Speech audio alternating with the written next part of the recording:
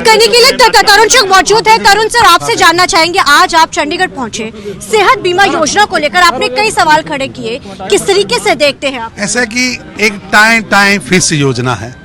इस योजना में सबसे बड़ी बात है कि कोई योजना ही नहीं है। 10 लाख रुपया कहाँ से आएगा? 10 लाख कौन देगा? 10 लाख की राशि के लिए इंश्योरेंस कंपनी कौन सी है?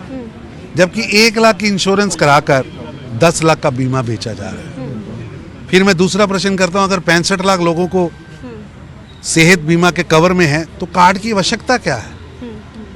तीसरा, अगर आपके पास आयुष्मान का 600 करोड़ पंजाब के हॉस्पिटल्स का देने वाला है तो ये पैसा कहां से आएगा? अगर मान लो 1% व्यक्ति भी इस बीमा योजना का उपयोग करते हैं तो 6500 करोड़ रुपया चाहिए।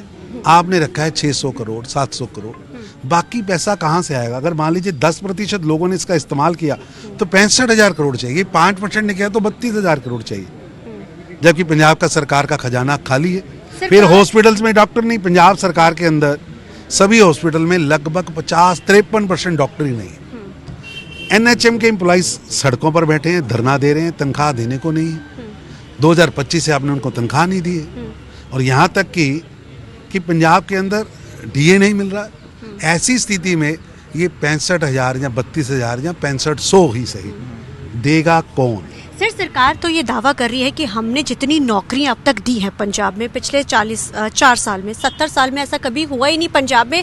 और सेहत बीमा योजना को लेकर वो कहते ये तो पहली स्टेट ऐसी बन चुकी जिसको हम लागू कर रहे हैं। मेरा ऐसा कहना है कि भगवंत मान साहब झूठ भी बोल रहे हैं और सजा के बोल रहे हैं। जनता जानती है कि मैं आपसे पूछता हूं कि आपके किसी परिवार के व्यक्ति को नौकरी मिली है?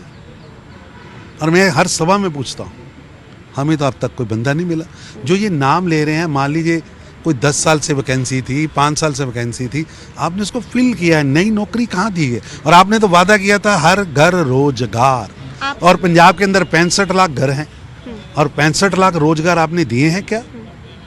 आप जैसे आपने आयुष्मान योजना और सेहत बीमा दोनों का आपने आज कंपैरिजन करके दिखाया। हालांकि आयुष्मान के ऊपर भी कई बार सवाल खड़े होते आए हैं। हरियाणा में भी डॉक्टर्स तक जो है स्ट्राइक पे चले गए थे। आपको क्या लगता है कि पंजाब में किस तरीके के साथ आप लोगों के बीच में जाएंगे? ऐसा कि हम तो कार्ड बनाते थे लोगों के और ये पुलिस भेजकर हमारे सर्विस सेंटर को बंद करा रहे थे, क्योंकि ये चाहते ही नहीं कि केंद्र सरकार की स्कीमें जमीन पर पहुंच सकें, जनता उसका लाभ ले सके। सर, 2027 के क्योंकि चुनाव है, ये चुनावी ईयर शुरू हो चुका है, आप बड़े लीडर है पंजाब के, 26 है, किस तरीके के साथ बीजेपी में, क्योंकि बड़े बड़े लीडर शामिल हो रहे हैं, लगता है पंजाब में बिना अलायंस के बीजेपी सरकार के लिए है? ऐसा कि पंजाब के अंदर भारतीय जनता पार्टी बहुत मजबूती से आगे बढ़ रही है। जनता का आशीर्वाद हमारे सिर पर है और प्रधानमंत्री मोदी जी की छवि।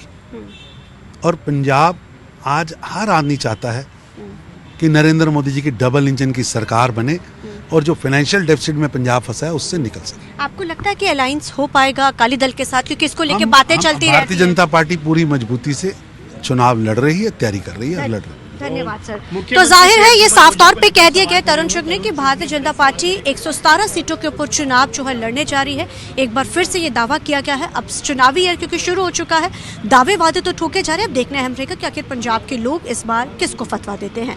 कैमरामैन जैसी के साथ चंडीगढ़ से TV9 के लिए अमनप्रीत कौर।